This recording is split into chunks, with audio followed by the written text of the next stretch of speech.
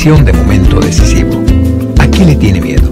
¿Al fracaso, desastres naturales, deudas, depresión, muerte? Podemos agregar muchas más cosas a esa lista. Esta serie habla sobre el temor, porque es uno de los problemas más presentes en nuestra cultura actual.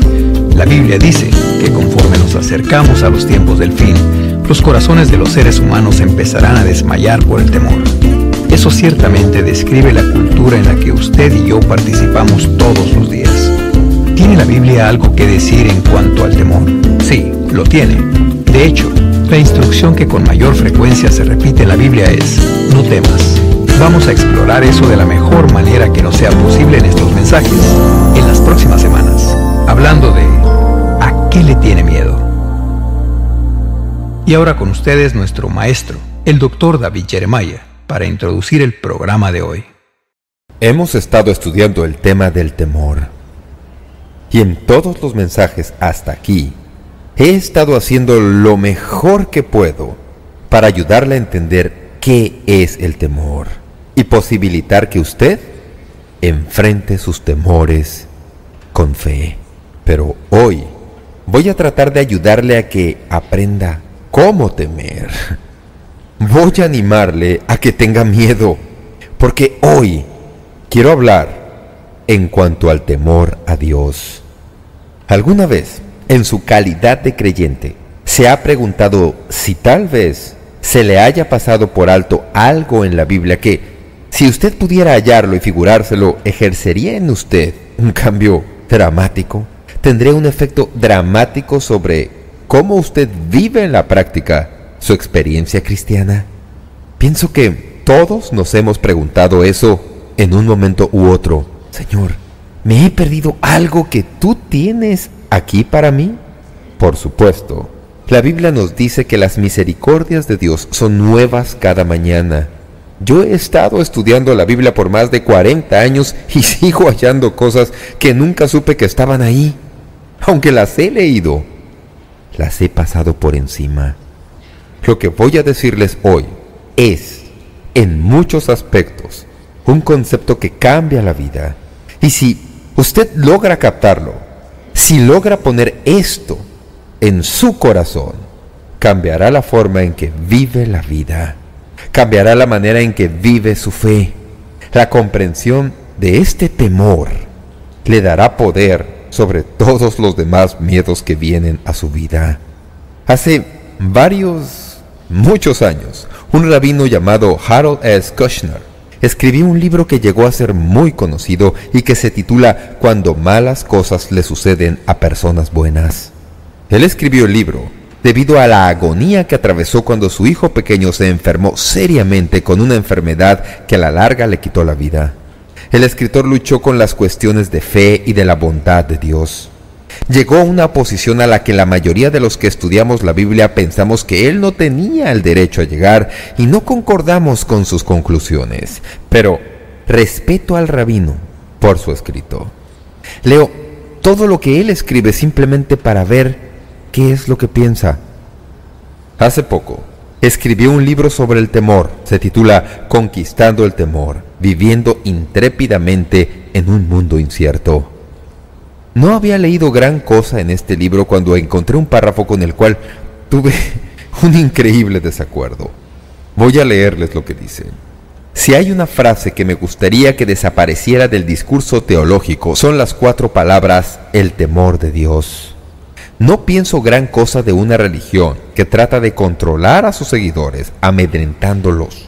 En donde la frase el temor de Dios aparece en la Biblia, no pienso que se refiera a tenerle miedo a Dios, pienso que se refiere al sentido de asombro que nos abruma cuando contemplamos la grandeza y majestad de Dios. Ahora bien, cuando este escritor mencionó eso último en esta cita, me tocó en lo más vivo porque, en realidad, yo he dicho eso a muchas personas con el correr de los años. Hablan conmigo y me preguntan, ¿qué piensa usted que quiere decir temer a Dios o el temor de Dios? Y yo les he dicho, quiere decir considerarlo en asombro. Pero he llegado a descubrir que quiere decir mucho más que eso. Como ya dije, admiro a aquel rabino escritor. Hallo que sus palabras sobre el tema del temor de Dios están llenas de errores. El primer error que hace es que parece creer que estamos hablando demasiado del temor de Dios, espantando a la gente de nuestras iglesias. Pero permítame hacerle una pregunta. ¿Cuándo fue la última vez que usted participó en algún estudio en cuanto al temor de Dios? Dudo seriamente que ese tema tenga un lugar alto en nuestra lista para debates, bien sea en la iglesia o incluso en las sinagogas. A decir verdad, si quieres saber la verdad, es lo opuesto. Es el mismo hecho de que nunca hablamos del temor de Dios lo que tal vez nos haya llevado a caer en el caos en que nos encontramos hoy. La segunda equivocación del escritor es el hecho de que restringe el temor de Dios a un sentido de asombro. Ahí es donde estamos la mayoría de nosotros en nuestra comprensión de lo que quiere decir temer a Dios. Pero quiero recordarles hoy de que es mucho más que eso. De hecho, la Biblia nos dice que hay dos maneras de temer a Dios, dos maneras. Primero, tememos a Dios con un terror pavoroso. Usted dice, Pastor Jeremiah, ¿de dónde sale eso? ¿Sabían que la primera vez que la expresión tener miedo aparece en la Biblia está en el libro de Génesis capítulo 3 versículo 10? Hay un principio de interpretación bíblica que dice que cuando uno halla una palabra por primera vez en la Biblia, puede ser el uso más importante de la palabra y puede definir el uso de la palabra por todo el resto de las Escrituras. En este caso, hay algo de verdad en eso. Permítanme decirles algo en cuanto a la primera vez en que la expresión tener miedo o temer aparece en las Escrituras. Leemos que Dios andaba por el huerto poco después de que Adán y Eva habían comido del fruto prohibido. Evidentemente, Dios estaba haciendo su costumbre el disfrutar de compañerismo con Adán y Eva. Todos los días, a cierta hora, Él descendía para tener convivencia con ellos.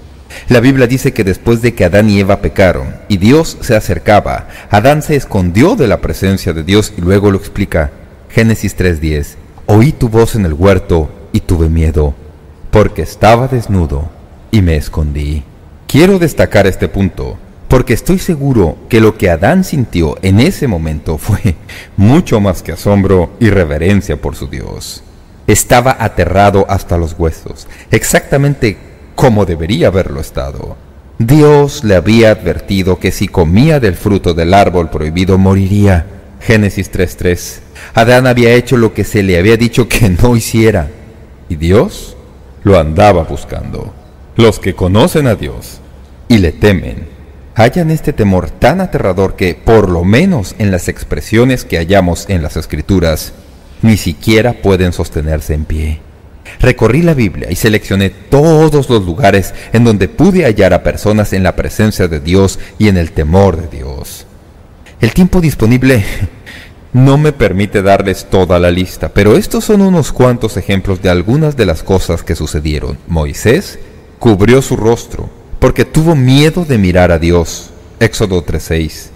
Balaam hizo reverencia y se inclinó sobre su rostro. Números 22:31. Josué, postrándose sobre su rostro en tierra, le adoró. Josué 5:14. Ezequiel cayó sobre su rostro. Ezequiel 1:28. Los 3 discípulos que vieron que la cara de Jesús resplandecía como el sol, se postraron sobre sus rostros y tuvieron gran temor.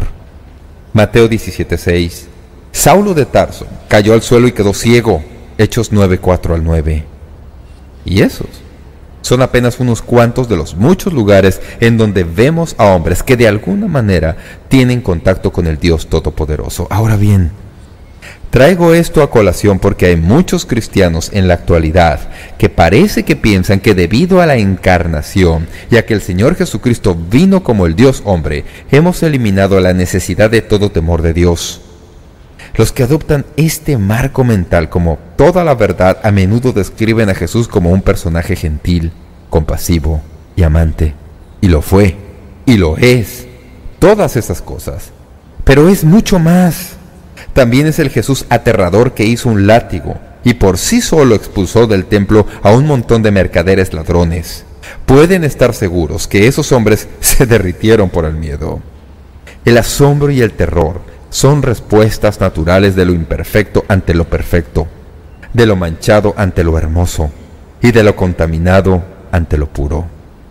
Cuando Jesús entró en el templo ese día, no le tuvieron miedo porque tuviera un látigo en la mano. Tuvieron temor porque la presencia del Dios Todopoderoso estaba entre ellos. En las palabras del profeta Isaías 8:13, a Jehová de los ejércitos, a Él santificad, sea Él vuestro temor y Él sea vuestro miedo. Ahora, sea lo que sea que usted piense en cuanto al temor de Dios, permítame poner esto sobre el tapete desde el mismo comienzo. Hay un sentido en el que usted y yo tenemos que cultivar un gran temor saludable de Dios. Usted dice, ¿qué quiere decir eso de temer a Dios? Quiere decir miedo aterrador. Si usted tuviera la experiencia de los hombres que mencioné hace un momento, usted haría lo mismo que ellos. Usted caería sobre su rostro, usted quedaría lleno de terror y miedo en la presencia de Dios, pero hay otra manera en que tememos a Dios y esa es una manera en la que nos sentimos más cómodos. Esto es lo que pudiéramos llamar devoción asombrosa. La Biblia nos dice que para nosotros como cristianos esto también debe ser una parte de nuestras vidas. Filipenses 2:12 dice, por tanto, amados míos, ocupaos de vuestra salvación con temor y temblor. Primera de Pedro 1:17 dice, conducíos en temor todo el tiempo de vuestra peregrinación. Para los seguidores activos de Jesucristo este concepto es muy significativo en la vida cotidiana. Tememos a Dios al honrarle, al reverenciarle, al agradarle. Le tememos debido a su grandeza y su majestad, que nos reduce a un abrumador sentido de que ninguna otra cosa que podamos jamás enfrentar en este mundo es como el Dios a quien servimos. El pastor y erudito Sinclair Ferguson describe este temor como una mezcla de reverencia y temor, placer y gozo y asombro, que llena nuestros corazones cuando nos damos cuenta de quién es Dios y lo que Él ha hecho por nosotros. Vance Havner dice que es fácil para nosotros perdernos este asombro como seguidores de Cristo. Tal vez algunos de ustedes han perdido ese sentido. Esto es lo que escribe. Es fácil perder el sentido de asombro. El espíritu de la edad está en contra nuestra. La inquietud abunda y el amor de muchos se enfría. Sabemos demasiado, hemos probado todas las emociones. Mucho de la actividad religiosa de hoy ha perdido el asombro. Nos enzarzamos en charla insulsa en cuanto a hombres y métodos y movimientos, pero no nos alborozamos en las maravillosas noticias de que Cristo murió y resucitó.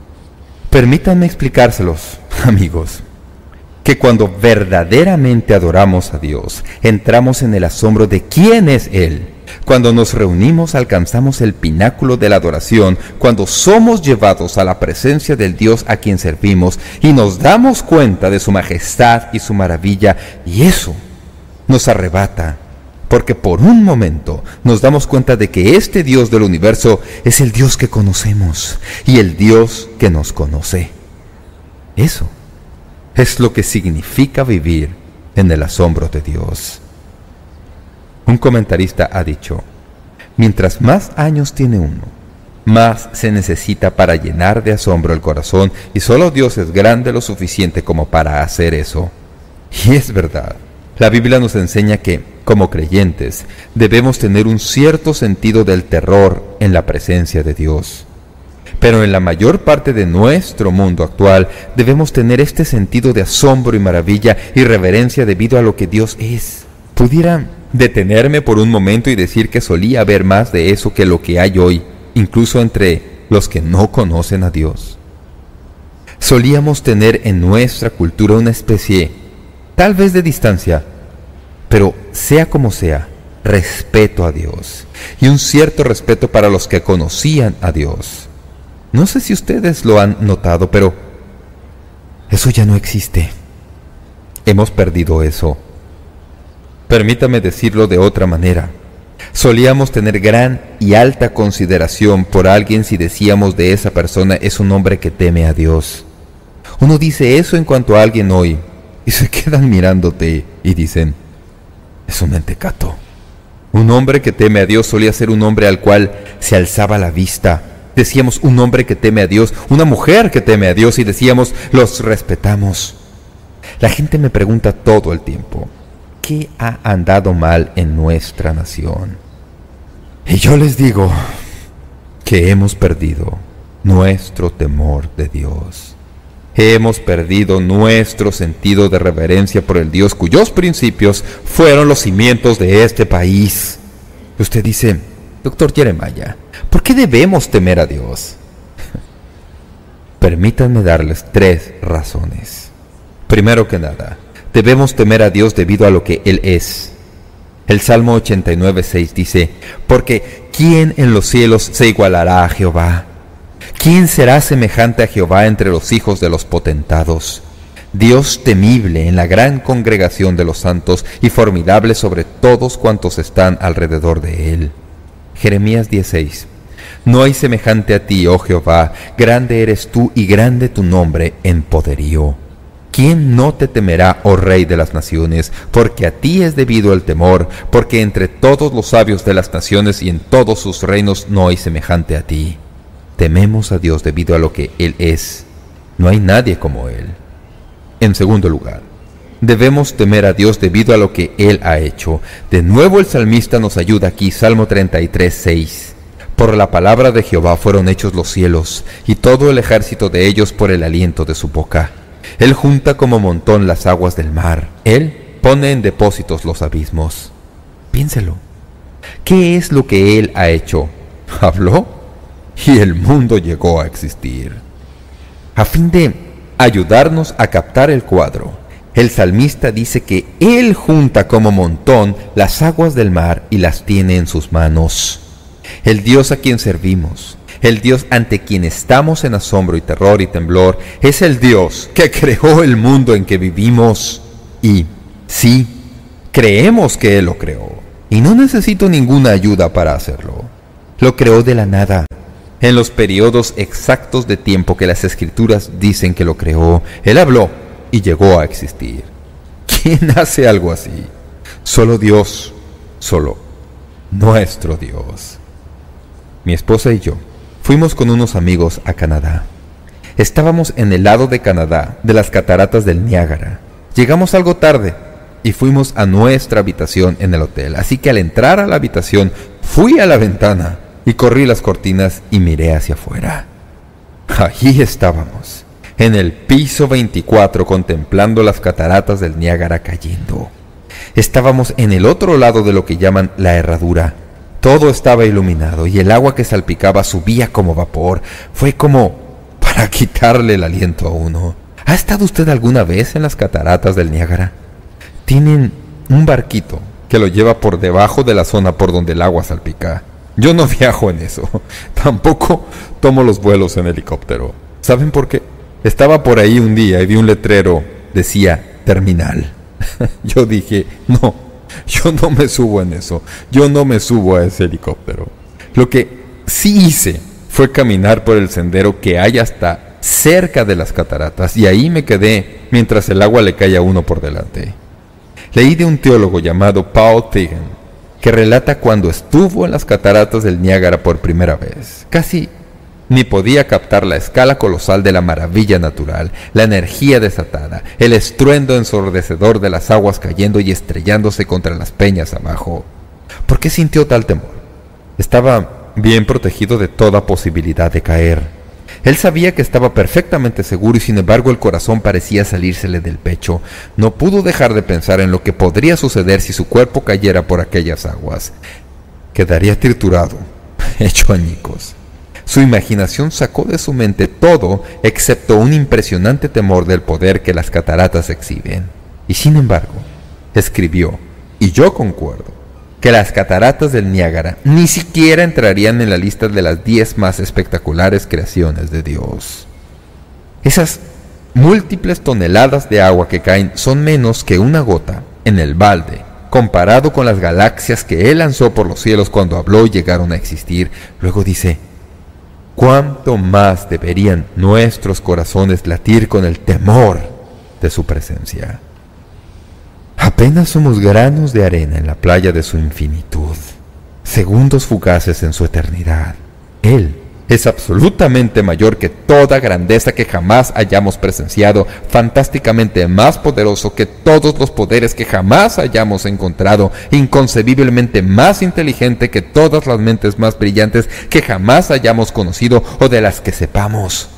Él es el Dios Todopoderoso y debemos adorarle debido a lo que Él es y debido a lo que Él ha hecho. Tercero, debemos temer a Dios debido a lo que Él está haciendo. Todas las grandes obras de Dios no están en el pasado. Él está obrando incluso hoy. Debemos temerle debido a lo que Él está haciendo. El Salmo 66:5 dice en el presente: venid y ved las obras de Dios, temible en hechos sobre los hijos de los hombres. Permítanme preguntarles, ¿qué está haciendo Dios hoy que debería inspirarnos tal asombro y temor? Podríamos hacer toda una lista, pero quiero que nos concentremos en una cosa. Si usted se pregunta por qué deberíamos temer a Dios debido a lo que Él está haciendo hoy, simplemente permítame decir una sola palabra: perdón. Salmo 133 dice: si mirares a los pecados, ¿quién, oh Señor, podrá mantenerse? Pero en ti hay perdón, para que seas reverenciado. Eso lo dejará usted boquiabierto. Estos versículos nos recuerdan que si confesamos nuestros pecados, Él es fiel y justo para perdonar nuestros pecados y limpiarnos de toda maldad. A algunos de nosotros se nos perdonó nuestros pecados cuando nacimos de nuevo hace muchos años y nos hemos olvidado y ya no nos permitimos asombrarnos de esta verdad de un Dios santo que es 100% recto y sin ninguna falta y que nos acepta mediante el proceso sencillo de su perdón. Estoy perdonado. Soy un pecador tal como ustedes, pero soy un pecador perdonado. Hay solo dos clases de pecadores: los que son perdonados y los que no. El perdón ha sido puesto a disposición de todos nosotros y simplemente lo recibimos. Y viene directamente del corazón del Dios Todopoderoso. Es una gran obra que Él está haciendo hoy. Oímos testimonios de personas cuyas vidas han sido cambiadas y escuchamos lo que dicen y cómo Dios las llevó por ese proceso. También hay creyentes en quienes toda su vida fue transformada y están en una nueva dirección diferente a la que estuvieron en un tiempo debido a esto que transforma la vida y que se llama perdón. Y es la obra que Dios está haciendo en nosotros hoy. Es la gran obra de Dios, perdón para usted y para mí. Antes de pasar a la siguiente parte de este mensaje, quiero responder a una pregunta que a veces me hacen. La pregunta es: ¿cómo puedo amar a Dios y temerle al mismo tiempo? Porque parece que en las Escrituras dicen que no se puede hacer eso. Primera de Juan 4:18 dice: en el amor no hay temor, sino que el perfecto amor echa fuera el temor, porque el temor lleva en sí castigo. ¿De dónde el que teme no ha sido perfeccionado en el amor? La Biblia nos dice que debemos temer a Dios y debemos amar a Dios, y no hay ningún conflicto en eso. Este versículo nos recuerda que cuando verdaderamente conocemos el temor a Dios, entenderemos el amor a Dios. Y cuando verdaderamente conocemos el amor de Dios, entenderemos el temor de Dios. No son cosas mutuamente excluyentes, sino solo en nuestra mente.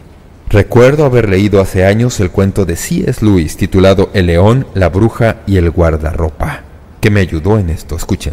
Aslan, el gran león, que simboliza a Cristo, es confrontado por un grupo de niños.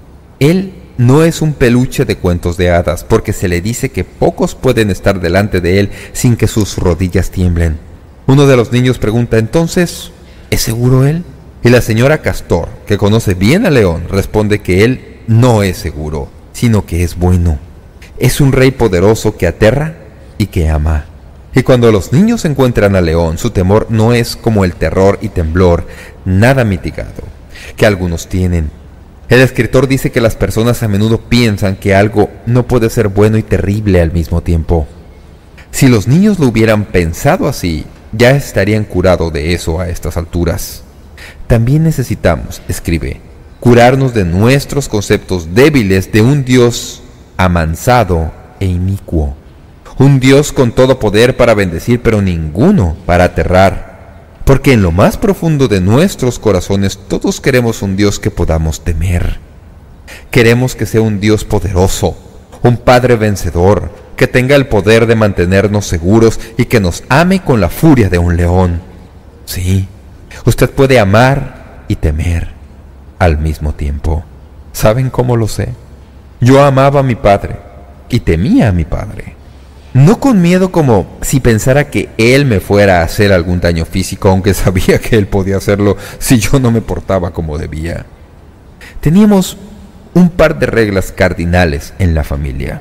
Yo rompí una de ellas solo una vez y jamás lo volví a hacer. Mi padre había dicho: nunca le faltes al respeto cuando le hablas a tu madre. Si al hablarle le faltas al respeto a tu madre, vas a saber de mí. Lo que él debería haber dicho era: vas a sentirlo en carne propia. Lo hice una vez y nunca jamás lo volví a hacer, nunca jamás. Buena lección.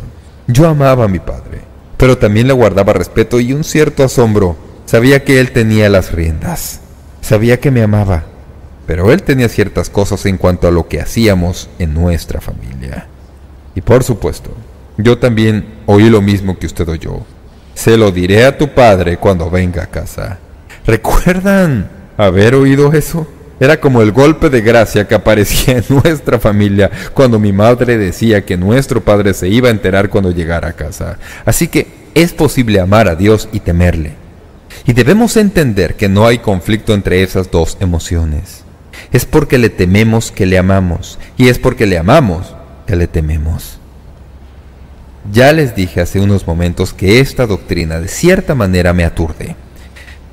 Y es a esto a lo que quería llegar. No he recopilado todos los lugares en la Biblia en donde se nos dan las promesas para los que temen a Dios. Quiero decir, solamente puedo darles unas cuantas, y hay muchas. Pero permítanme darles simplemente unas cuantas de las que están de cierta manera a la cabeza. Estas son cosas que la Biblia dice que serán nuestras si aprendemos cómo temer a Dios y le honramos como somos llamados a honrarle. Primero que nada, tenemos la promesa de provisión. Este es el pasaje, Salmo 34:9. Temed a Jehová vosotros sus santos, pues nada falta a los que le temen. Los leoncillos necesitan y tienen hambre, pero los que buscan a Jehová no tendrán falta de ningún bien. La Biblia dice que si se teme a Dios, Él provee para uno. Número 2. La promesa de protección. Salmo 33:18. He aquí el ojo de Jehová sobre los que le temen, sobre los que esperan en su misericordia, para librar sus almas de la muerte y para darles vida en tiempo de hambre. Cuando uno teme a Dios, Él le protege. En tercer lugar, la promesa de pureza. Salmo 103:12. Cuando está lejos el oriente del occidente, hizo alejar de nosotros nuestras rebeliones. Como el Padre se compadece de los hijos, se compadece Jehová de los que le temen. Segunda a los Corintios 7:1. Así que, amados, puesto que tenemos tales promesas, limpiémonos de toda contaminación de carne y de espíritu, perfeccionando la santidad en el temor de Dios. De acuerdo a estos versículos, el temor santo es un ingrediente necesario para la santificación. El temor a Dios no solo es clave para nuestro conocimiento de Dios, es esencial para nuestra madurez como creyentes. Si no tenemos un pavor saludable y temor de Dios, no podemos crecer. Nunca podremos madurar. Siempre seremos como niños.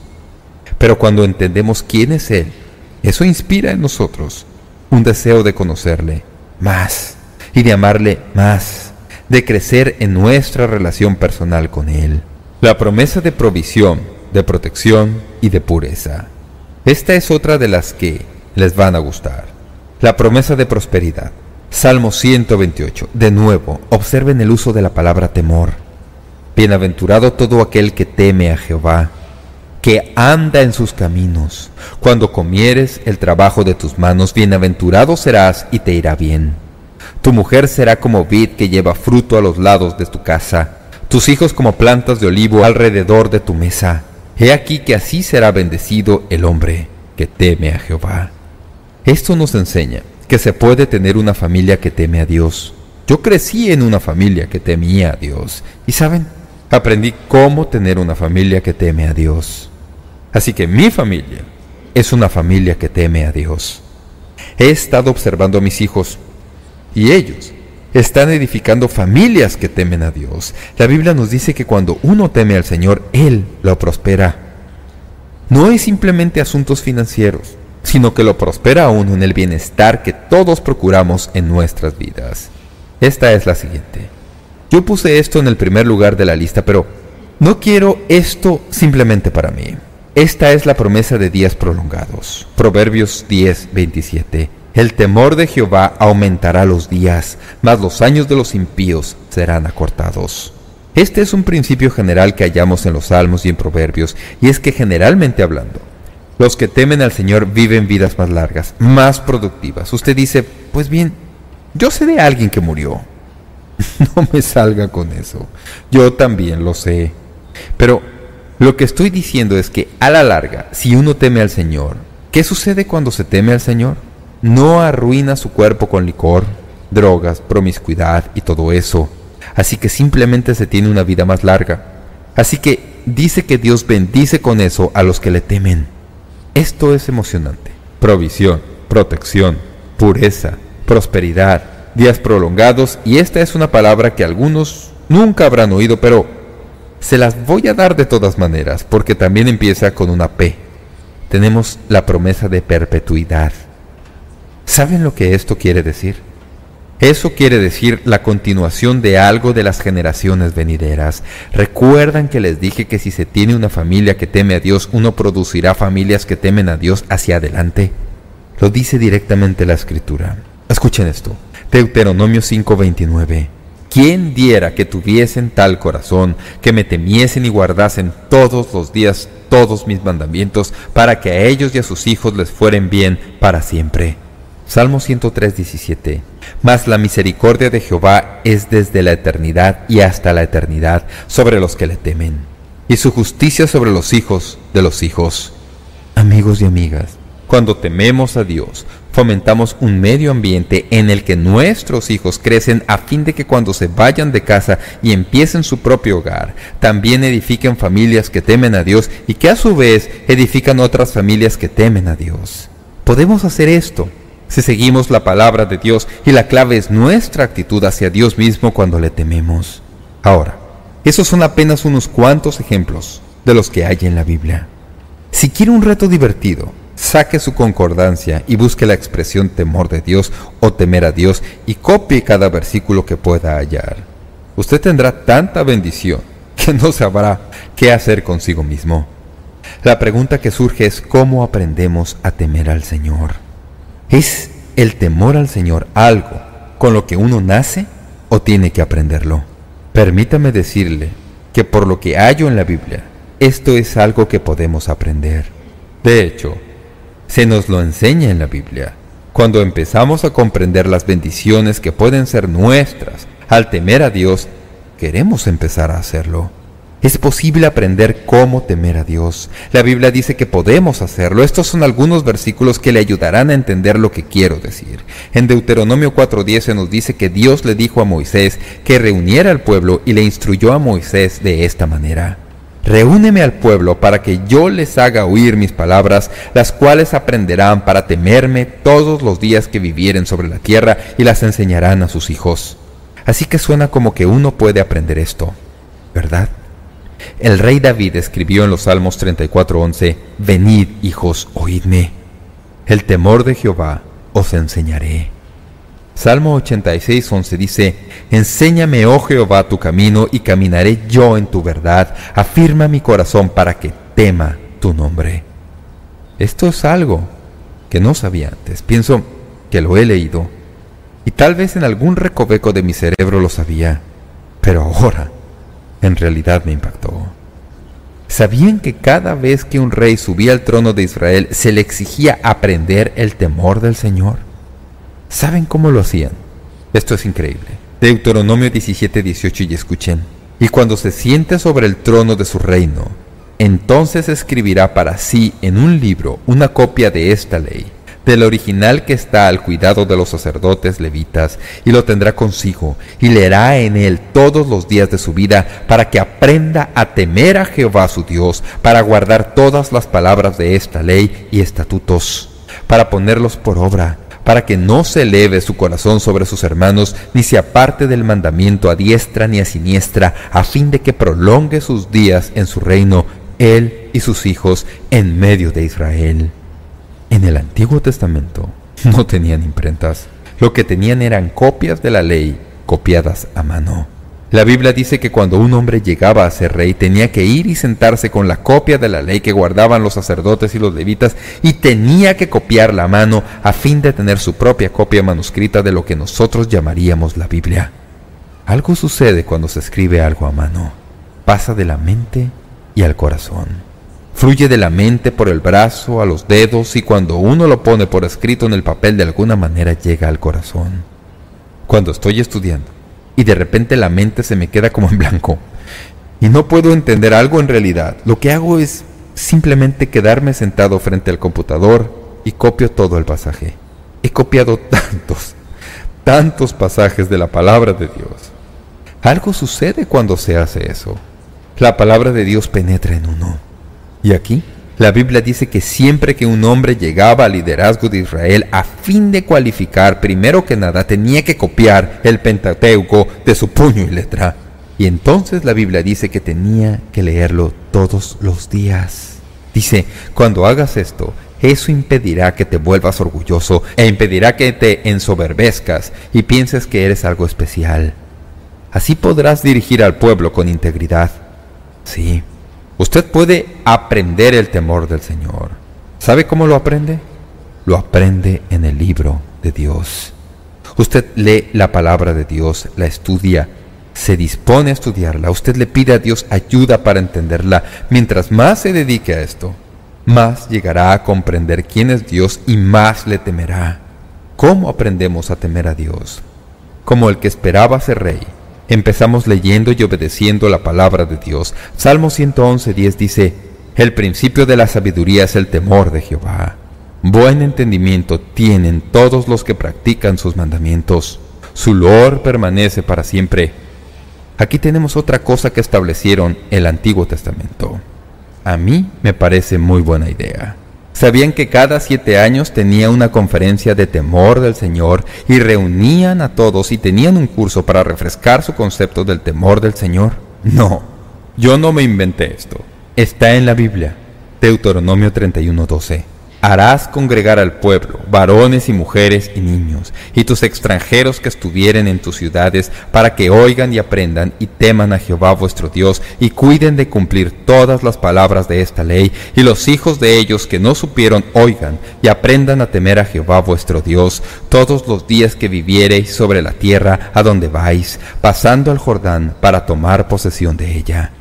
Así que tenían algo que sucedía cada 7 años en Israel. Cada 7 años celebraban una conferencia de temor a Dios. Salomón, después de que hubo terminado de escribir el libro de Eclesiastés y experimentado toda la sabiduría del mundo que pudo hallar, volvía a la frase, y todo es vanidad.